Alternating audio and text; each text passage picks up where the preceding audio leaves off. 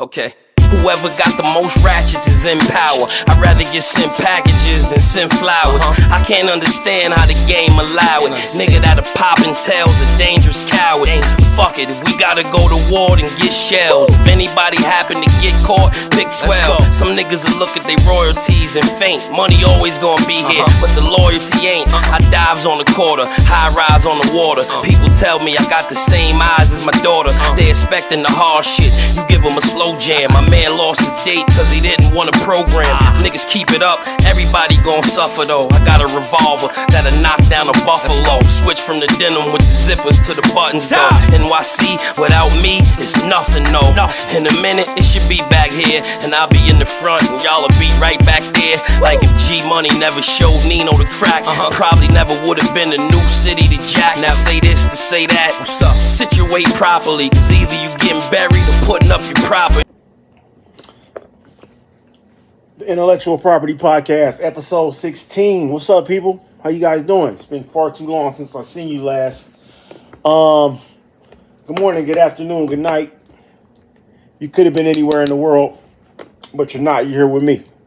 And I appreciate that. I really appreciate that. So salute you. I want to start off by sending my condolences out. I just left my man's funeral, one of my close friends. I left his funeral. I want to send my condolences out and shout out to the family of my man, Allen Montre Gooden. A good guy, gone way too soon. He was a one of one. Really a pivotal guy in my growth, development as a young kid, and later on in my later years, we kind of got separated. And then caught back up, and then kind of got separated again, and then this was like the culmination of, this is kind of the goodbye party. But just a real good dude, man. He represented a thing. He represented a thing, and everything he stood for, he represented a thing, and he stood on it. And he's one of the last of the real one. There are very few real men left. Cats who do real things. He was one of those ones, man. Not only that, but going to say goodbye to him today. And not goodbye, just later. Like peace. I'll see you later.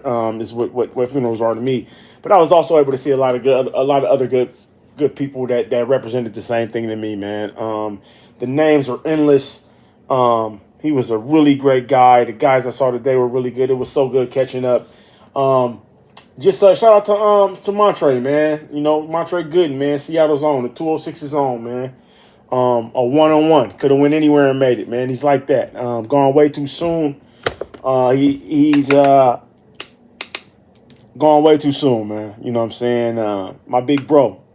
One of my many, many big bros. You know what I'm saying? He's gone way too soon. Yeah, man. Never give up, because great things take time. And just because it's taking time doesn't mean that it's not happening currently. So stay the course, man. You know what time it is. Stay the course.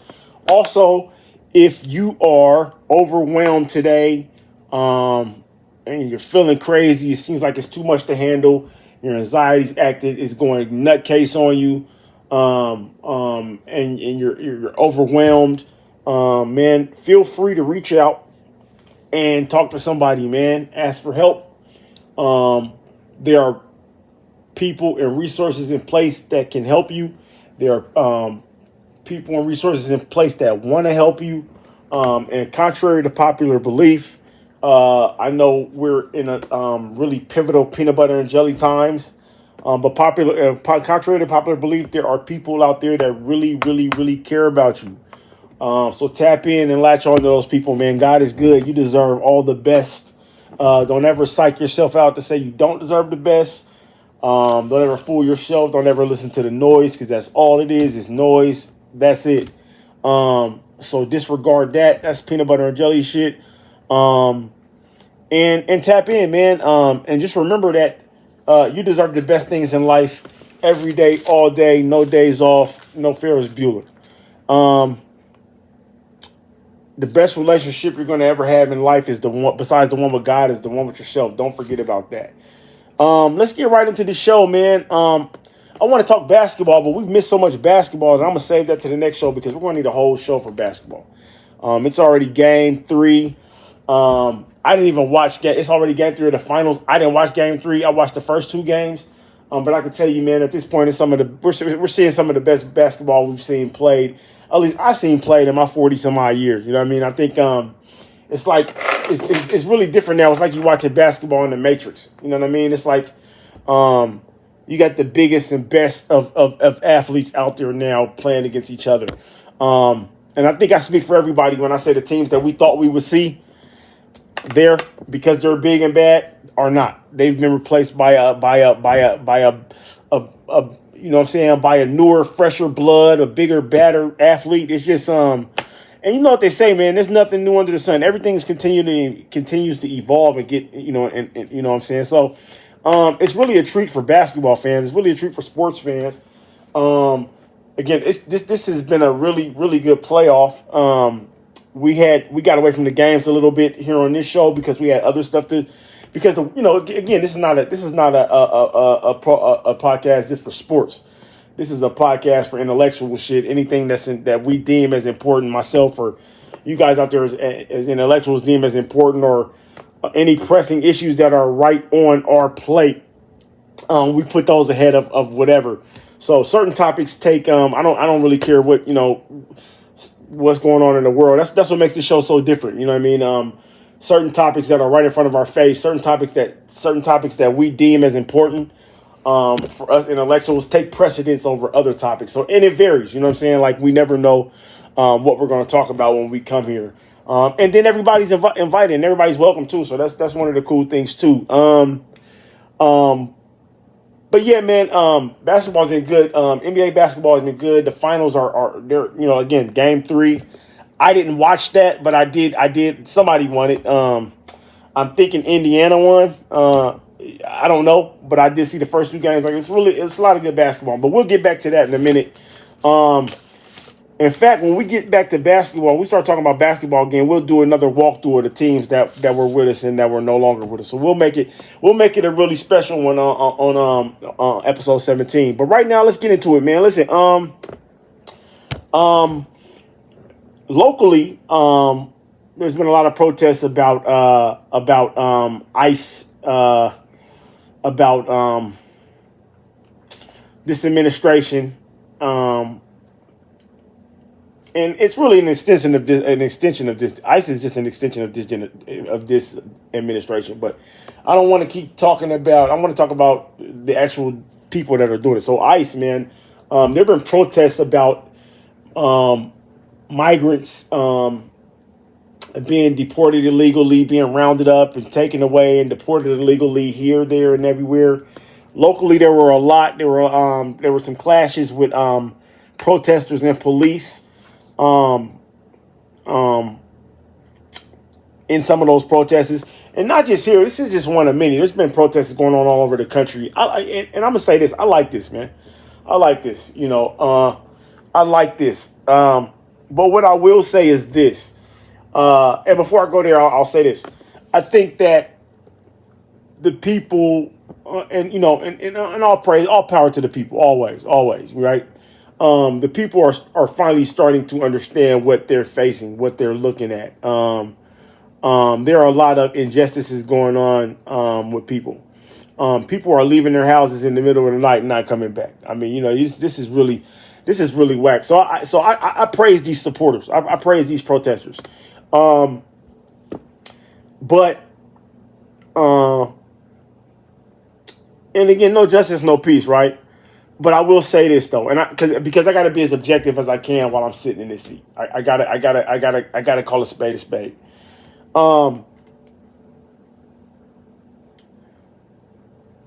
These protesters feel how most of us feel, right?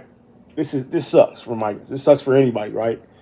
But clashing with police while you're out there protesting, it's a sticky situation because you guys are the protesters themselves. They got a message. The police themselves, they have a job to do. And it always sucks when the two collide, because now, again, we talk about it a lot on the show, because now the message gets lost in the delivery. So without being too long-winded, like I like these protests. I like it. I want to see. And nobody knows what this looks like. This takes like form, and this takes various forms when you talk about peaceful protests and what's not peaceful. You just want to make sure, protesters I'm talking about, is that your message is being heard. Be sure to get rid of those rabble rousers, man. Those people that are just there to push their own agenda, because they tend to incite unnecessary violence. And you got to remember that the Jakes, man. And again, you almost never see me standing on the side of the police, but you got to call a spade, right? You got to let, they got a job to do. So I think if these protesters can find a way to make this more peaceful, they have a way of getting their voices heard even more. And people are listening. People are paying attention. Another thing, this ICE department, these people, this is, it's really wild. They're chasing people down. They're in fields while they're at work. They're taking people's families. They're taking people out of court. You know what I'm saying? They're just doing a lot of underhanded shit. So with that being said, I think if this shows us anything, it shows us that this administration and this department, however good they may be trying to do, have already set some things in place that can't be changed. This is what this shows me. So I think I want to see protesters. I want to see people who may be caught up in these ICE raids. I think that it's time to outthink the box and not worry so much about protesting, because that's only going to get you so far, right? Words are power, yeah. But I think what these migrants need to start doing, I think what these people that are in jeopardy of being deported need to start doing, they need to start finding some loopholes in the system before it gets to that. So I think a lot of this manpower that we see in the street, that we see outside with the pushback and our voices are power, that's all fine and dandy too. But I think if to be successful with this, we're going to have to find loopholes in the system, because there's only so much you can change outside of the system. And if you really want to make change, I'm talking about people who are at risk, migrant workers, migrant lawyers, the families of migrants. At some point, we got to take it to the courtroom. At some point, we got to hit the law library. At some point, we got to figure out how we can fight back in a different venue other than the streets. And I mean inside the system, inside the courtroom. Because if you don't do that, you're going to see more people being deported, more people's rights being violated, and it's only going to get worse. So I challenge people to go find the loophole. The protests are great, but they can only go so far, and we know this because it's only going to, the powers that be are only going to let you go so far with it in the street, just in the interest of public safety. So I love what the protesters are doing. Keep going hard. Keep using your voice to change the country, change the world. But most importantly, find loopholes in the system, because that's the next step. To be an intellectual is to think further. So you guys are intellectuals out there. It's the Intellectual Property Podcast. Think further.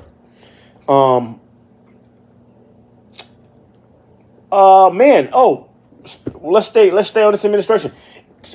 This administration, Trump specifically, and the Trump administration, they reinstate the travel ban to 12 countries.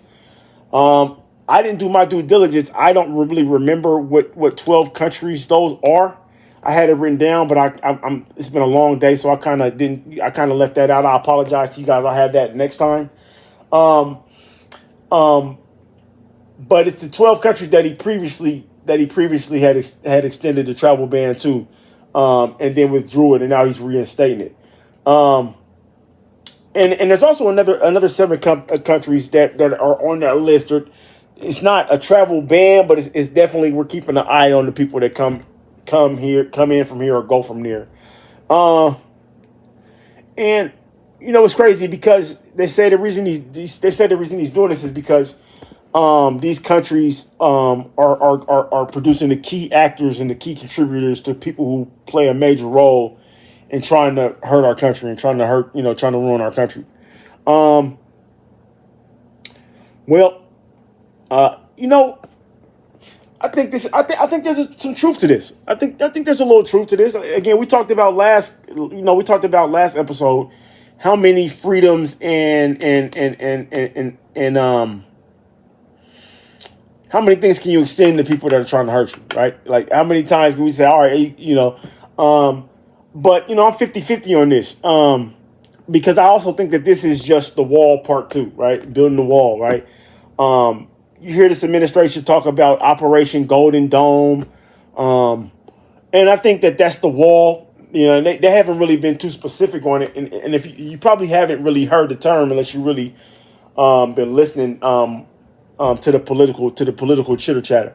And since I'm everything intellectual, I listen to everything, so I'm up on this. But no, this is just Operation Golden Dome, man. This is, and what that is this extends to the wall. This is the wall times 2. This is the wall part 2. This extends to the wall, our borders. This extends to the skies around us, the land and the sea. So I think this is just more of controlling who has access to this country. And it's crazy because a lot of times when I hear this, I want to say, this isn't right. People can go anywhere they want. Maybe, you're interfering with people's freedoms. But today, I'm gonna play the devil's advocate, man, because I'm feeling like that. And I want your eyebrows. I want your interest to be raised. I want you to think. So I'm gonna drop it like this, and I'm gonna say this just to bridge this gap. But again, I want to say this is unfair, man, but there's a big part of me sometimes that feels like these people in these places that do this research, that come up with these travel bans, I feel like they know something. I feel like they've heard something. They know something or heard something that we didn't. And a lot of times it seems like just the same, divisive rhetoric, right? We don't let these people here. We don't want to let these people over here. We don't let them cross the sea or come over here. We don't let them in the borders. We don't want them flying over here. And it all basically seems like, the same divisive rhetoric. But at the end of the day, man, I think that these people, I think that some of those people in that administration know something. You know what I mean? I think they've heard something. They know something. They got really crazy ways of extracting information from people. We won't get into that because that's a rabbit hole you can go into all day. But I feel like these people know something. I feel like there may be some need for this somewhere. I don't know when, where, how, or how this even looks like, but it might be safe to one day be like, I don't know if we should let that whole plane full of people in. They're coming from, like, I don't know. Again, I'm not a political pundit. I'm not privy to those conversations, but I can see why, and not even necessarily this administration, but any close-knit community or close-knit country or any country that's practicing safety, that's trying to first take care of its own. I can understand some of this. We'll get into this later. There's so many variables in that, and I don't feel like getting into them. Things get chippy at the Puff Daddy trial, man. I know, man. We said we wouldn't even talk about Diddy, man. We did. He's getting a lot of coverage from everywhere. He doesn't need it from us. He's getting kicked in the ass from everywhere. He doesn't need it from us. But and I even said that I was going to stop talking about these cases, so to speak. I'm just not really big on kicking people out of their down. This story is a little bit different because this has to actually do with the behavior in the courtrooms. It's a little bit different. I still say innocent to proven guilty. But a lot of times in America is guilty to proven innocent. So especially if you're black. So, but yeah, man, things get chippy. The judge apparently threatens to bar Sean Combs, which if you don't know, if you're not from the culture, which is Puff Daddy's real name, Puff Daddy P Diddy, whatever he wants to be called. We're gonna call him Sean Combs today because he's on trial and the mask is off. So we Sean Combs today on this show. But yeah, man, they apparently threatened to bar him from the courtroom after several tense interactions between he and the jury. Uh, you know what? I was finna say something crazy, but I respect your time. I'm on that bullshit right now, so I'm not gonna even. I respect your time, so I'm not gonna even say what I was gonna say. I can just imagine, man. I want to say I wish I was a fly on the wall in this courtroom to see some of the things that are said. And not the stuff that has to do with like with the assaults and all that or whatever they're talking about. But I mean, like what the back and forth between him and the jury. You know what I'm saying? Like I'll be on the peanut butter. I'll be on the bullshit too sometimes. I think it would be funny to hear some of this. Again, assault and all that other stuff, man. That's never funny. But I'm just thinking the interactions between. I'm thinking what could he have possibly said? You know, I'm thinking of all the variety of things he could have possibly said to make the judge say, all right, Mr. Combs, that's enough. Stop talking to them. And all of the things that can come in my mind are hilarious, so I'm not going to even say them because they might hurt some feelings. Or not. This is the Intellectual Property Podcast. You know what we do over here, man. We got thick skin. We laugh, we cry, we fight, we make up, we pop that shit. But whatever we do, we put the crown where it's supposed to be. Listen, man. I just don't think he did all of this shit. And I'm going to start right there because it's like beating a dead horse. But all I need is an opening. So in the interest of this segment, you know, when you think about Diddy in court, man, I just don't think that he did all of this shit. I'm sorry, man. I just don't think that he did all of this shit. I'm just a black man in America, man, and it kind of seems like we've seen this thing play out before, right? Now listen, I'm not victim shaming. I'm gonna double down on this because it's gonna suck. I don't want people lining up at my door. I'm not victim shaming, and I'm not saying I'm not victim shaming. I'm double down on that. Assaulting is nobody's ever okay. You know what I'm saying? If you're doing that, shoot yourself. But what I will say is this. And I'm not saying that he didn't do it. I'm not saying that Sean Combs didn't do what they said he did. I'm just saying, I just doubt if everybody there was forced. Does that make sense? He probably did. I'm pretty sure he did all that shit. But I just doubt. I have a hard time, and I don't doubt it. I just have a hard time believing that everybody there was forced to be there with him. You know, and that's my whole thing. I mean, and again, we've seen this play out before. Kobe Bryant, Tupac. Most recently, Ron Isley, he's 78. You know what I'm saying? You know, we've seen this play out before. And the list goes on and on, man. The list goes on and on. And again, I'm going to double down on this. I'm not victim shaming because, you know, Bill Cosby, I'm not, if wrong is wrong. I'm not victim shaming. I'm doubling down on that. I just feel like there's a railroad coming with some of these cases. You know, some of these guys are getting railroad, you know, no bail, you know, I'm offering you fee. I can't go home. You know, I think some of this is more to make a statement against a certain group of people than to actually find justice. But again, like I started out, man, I'm a double down. I'm a double down on that, man. Assaulting is nobody is okay ever. If anybody feel like their rights are violated, it's never okay. And I'm challenging real people to help rid the country, to help rid the world of this. It's been going on for too long. But in this case, man, you know, I don't know what he said to the jury.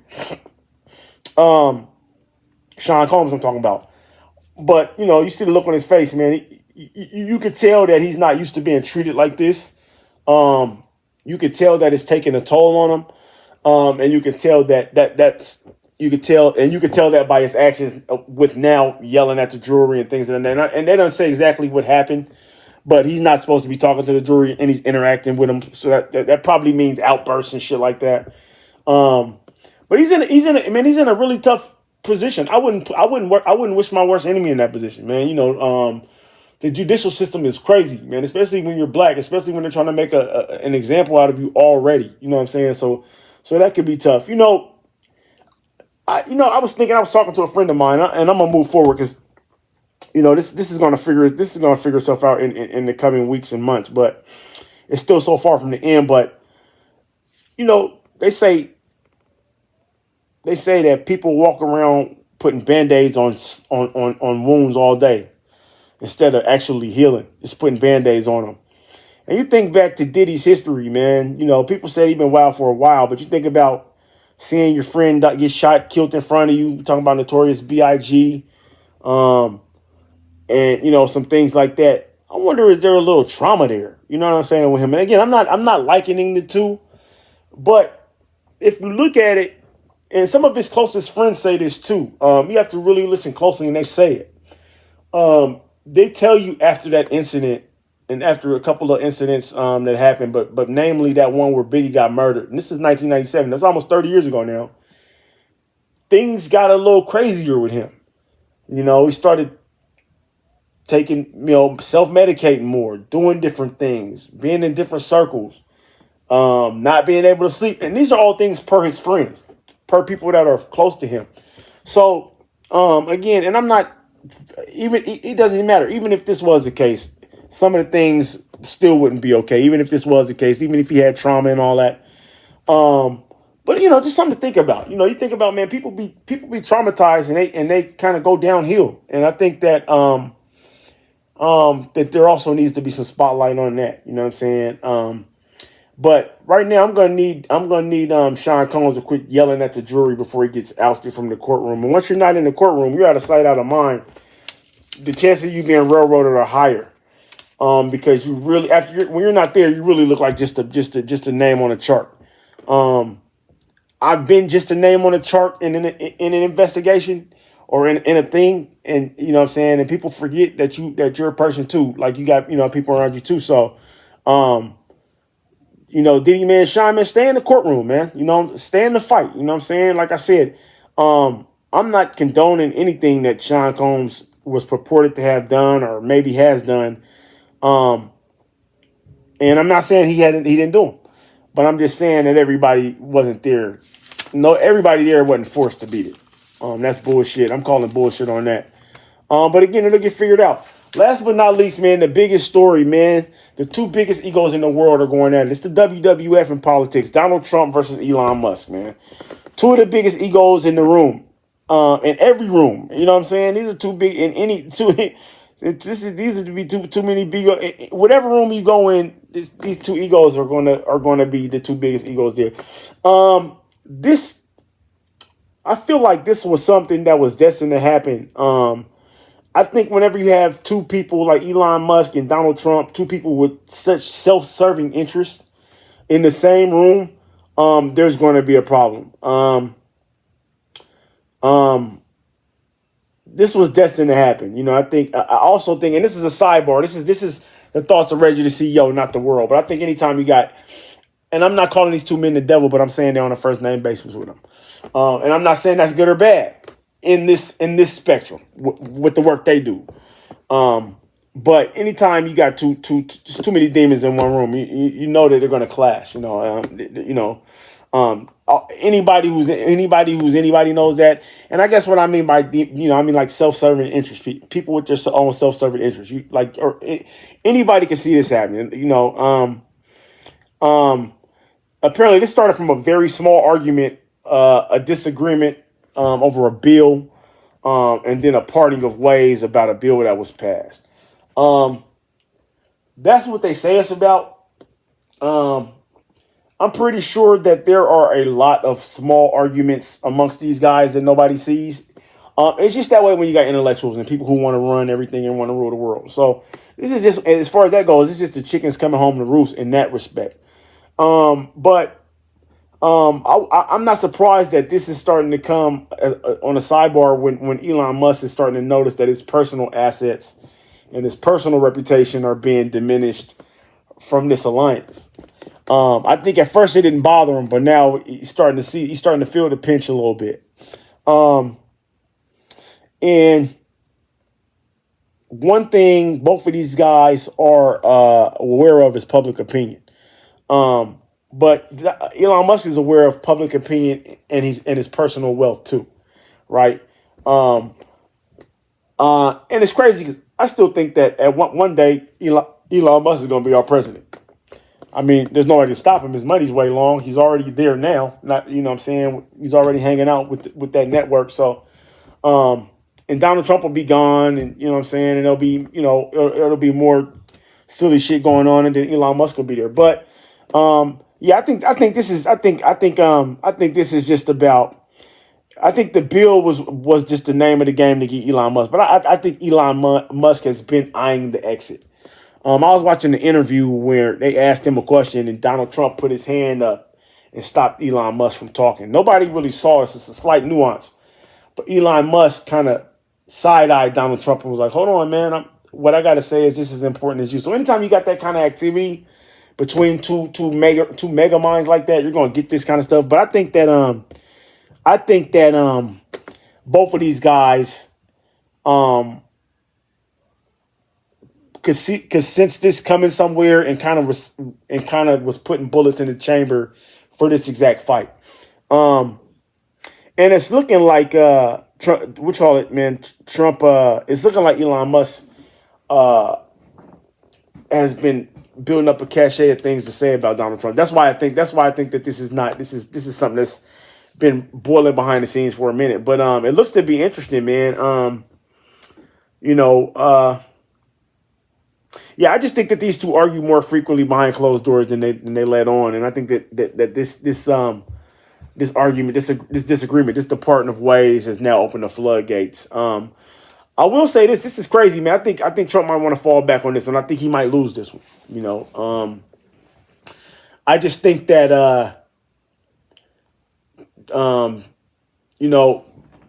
my guy Trump's an asshole, right? And we all say crime, being an asshole is not a crime, but I think Elon Musk might be a bigger asshole.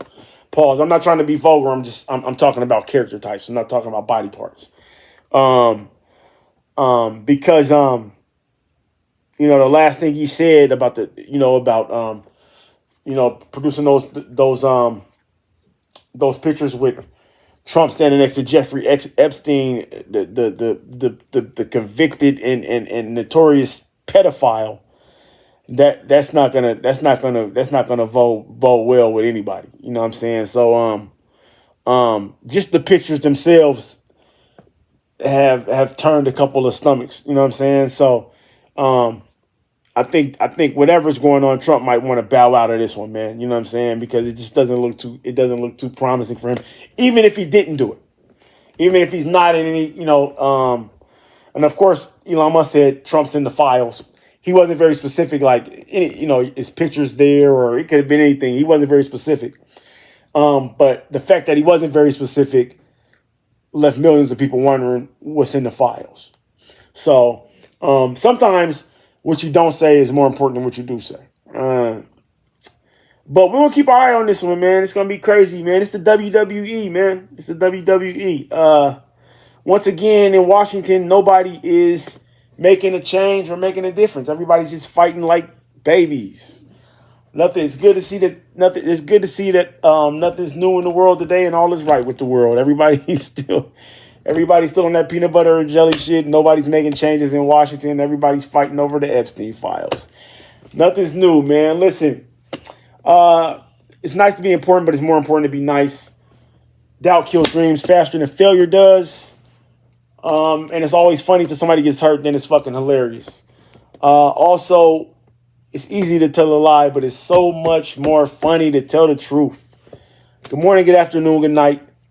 No matter where you are in the world, on the globe, thank you for spending a little bit of time with me. I always love your company.